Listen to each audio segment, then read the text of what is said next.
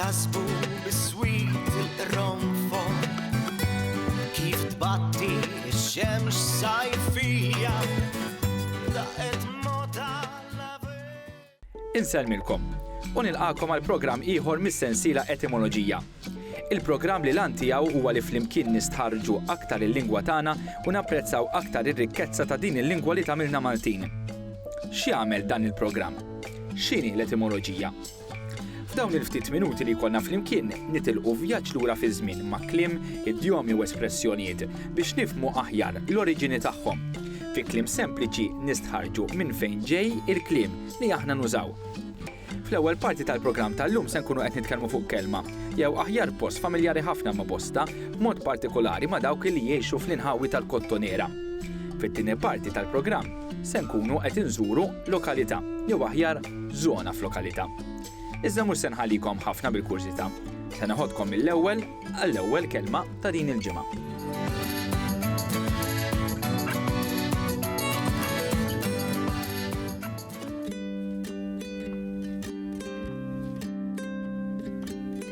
Fl-ewwel parti tal-programm tal-lum se ninżu l-Kottonera u se nitkellmu dwar it-tarzna. Iżda dan il-programm mhux se jitkellem dwar l-istorja tat-tarzna imma se jinżel fil-fond ta' din il-kelma biex jifhem eżatt minn fejn ġejja.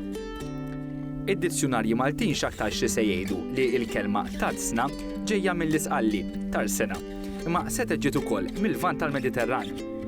Fl-isqalli nsibu tarsena li hija varjanta darsina li tfisser il-parti l-aktar ġewwina tal-port. Allura tiġa nistgħu ninnutaw li fil-Malti mhux biss inbidel il-ħoss tal-kelma, imma anke t-tifsira. Fil-Malti tarsna ma tfissirx il-parti l-ġewwa tal-port, imma tfisser post fejn isiru xogħlijiet ta' manutenzjoni fuq il-bastimenti jew il-bini tagħhom anke jekk ikun fil-parti l-ġewwa tal-port. Nistgħu nibqgħu sejrin lura għax il-kelma jew varjanti tagħha nsibuhom anke fit-Taljan medjevali. Madankollu s-sors oriġinali jinsab fl-Arbi fejn insibu dar għal-sina.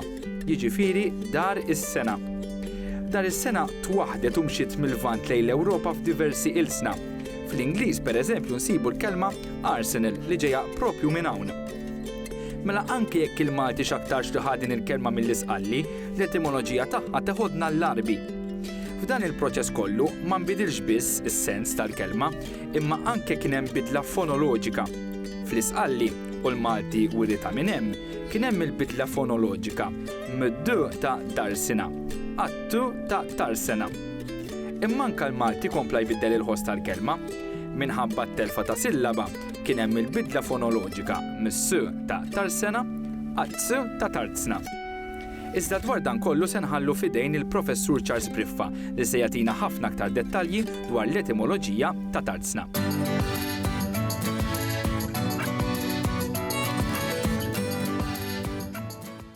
Tarzna għandha il-kelma tarzna għandha ġrajja interessanti, sewa. Però ħalli nibda mill-qofol tagħha, għax il-qofol tal-kelma tarzna jinstab fl-Arbi fejn insibu bil-Malti tiġi dar is-sena. Dar is-sena bl-Arbi ukoll. U dar is-sena twaħdet u imxiet min-naħa tal-Lvant lejn l-Ewropa għax mbagħad daret f'diversi pajjiżi tal-Ewropa għal dik li aħna bil-Malti ħadna bħala tarzna. Issa, hemm ħaġa interessanti li f'ċerti lingwi ħanieħdu l-Ingliż għax huwa familjari. Sewa? Nina insibu l-kelma arsenal. Arsenal. Arsenal. U wieħed jgħid ma t ġarala sparixxiet. Din hija waħda mill-misteri li għandna fil-lingwa. Sewa? Però f'ċerti lingwi, orajt sparixxiet, arsenal. Imma għara x'ġara. L-le tal-aħħar żammew għax bl-Arbi dar għal-sena, orajt? L-artiklu għal jinstema nżamm hemmhekk, però fil-Malti tarzna. Id-d saret ta, ma fil-Malti saret, fl-Isqalli saret, għax fl-Isqalli dar is-sena spiċċat bit-ta, tarsena, all right? U mbagħad aħna ħadniha mill-Isqalli. U interessanti li anka aħna wkoll għamilna l-addentamenti tagħna u xekk għax issa saret sa. Dawn huma parti mill-iżvilupp tal-kelma, parti mill-ġrajja tal-kelma, mhux biss is-sens jinbidel imma anke l-ħoss tal-kelma. U wieħed irid joqgħod attent għall-iżvilupp tal-ħoss tal-kelma. Sewa issa aħna meta nkunu qegħdin ninfittxu mill-lum u mmorru lura ħalli naraw kif kienet qabel u kif x'aktarx l-iżviluppat, aħna mmorru lejn dak li hu l-eqreb. Issa aħna bil-ġrajja storika tagħna minħabba li nafu t-taħlit li kien ikollna ma' Sqallija sewa, faċli nifhmu li ċerti żviluppi li kien hemm fl-Isqallija saru wkoll hawnhekk. Pereżempju, żvilupp wieħed li naraw ukoll fil-kelma tarzna huwa fis-sens.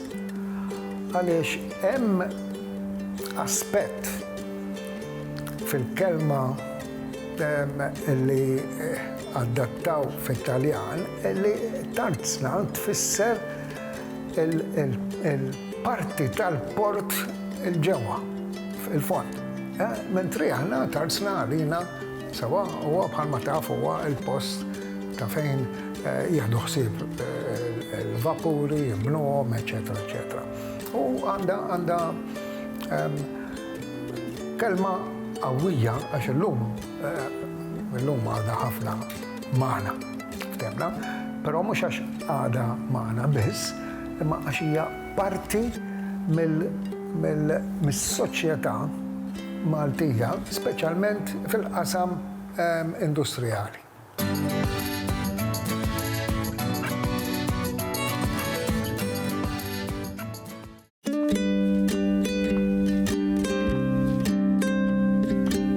Fit-tieni parti tal-programm se nkunu qed inżuru lokalità oħra, jew aħjar żona f'waħda mill-akbar lokalitajiet li għandna f'Malta. Mhux l-ewwel darba li f'dan il-programm ħarisna mhux biss lejn ismijiet ta' lokalitajiet, imma anke lejn żoni.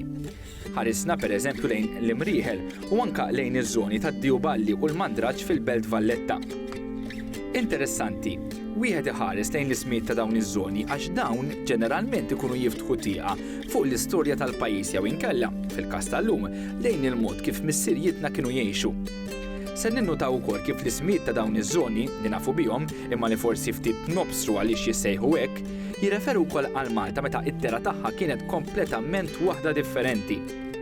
Iż-żona li se nitkellmu dwarha llum hija Ħassajjiet f'Birkirkara. Issa jekk tieqaf ftit u taħseb ma se tinduna li Birkirkara ma tmiss ma l-ebda xatt. Mela allura kif Birkirkara hemm żona jisimha Ħassajjiet? Kieku żona tinsab f'Marsa Xlok jew Biżebbuġa nifhmuha, imma Birkirkara x'għandha x'taqsam mas-sajjieda. Birkirkara llum hija waħda mill-akbar lokalitajiet iżda dari kienet saħansitra akbar u anke dik li llum nafuha bħala l-Imsida kienet tagħmel ma' Birkirkara. Issa qabel il-baħar fl-Imsida ma kienx jieqaf sa quddiem il-Knisja kif insibu llum imma kien jibqa' dieħel sew il-ġewwa sa fejn illum hemm il-wied. Allura il-baħar kien viċin ħafna aktar ta' Birkirkara. Diversi sajjieda li kienu jinżlu jistaddu f'dawn l-inħawi kienu jgħixu f'din iż-żona ta' Birkirkara li ħadet isimhom. Għalkemm illum ftit huma s-sajjieda Karkariżi għax il-bini firret għal kollox il-lokalità mill-baħar, din iż-żona għadha tajjat lis-sajjieda ta' dak iż-żmien. Dwar dan se niltaqgħu mal-istoriku Mario Colleiro li bħas-soltu se jagħtina aktar dettalji dwar dan kollu.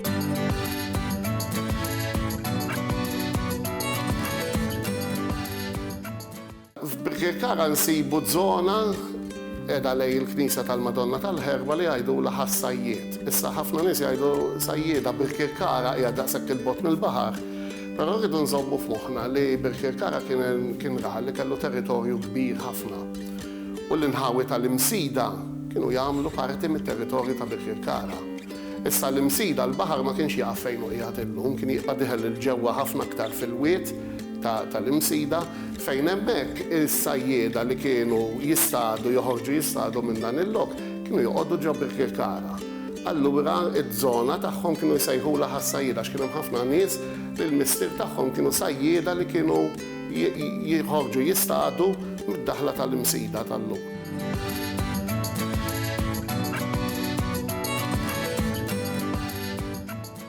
U minn ħassajjiet niġu fit-tmiem episodju ieħor tal-programm Etimoloġija.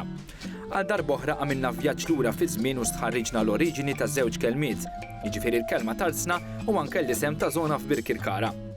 Fl-ewwel eżempju rajna mhux biss żvilupp fit-tifsir ta' kelma imma anke bidliet fonoloġiċi li kelma tgħaddi minnhom meta timxi minn insien għal ieħor. Kieku ma nitilqux flimkien f'dan il-vjaġġ mal-kelma, kieku bqajna biss mat-tifsira. Fit-tieni parti tkellimna dwar isem ta' żona f'Birkirkara u rajna kif anke meta nistħarġu sew dawn l-ismijiet inkunu qed niftħu tieqa ċkejkna fuq l-istorja tal-pajjiż u l-ħajja ta' missirietna. Fuq kollox meta nagħmlu dan, inkunu qed napprezzaw aktar il-lingwa tagħna. Grazzi li rġajtu kontu magħna. Sakemm nerġgħu niltaqgħu, saħħit.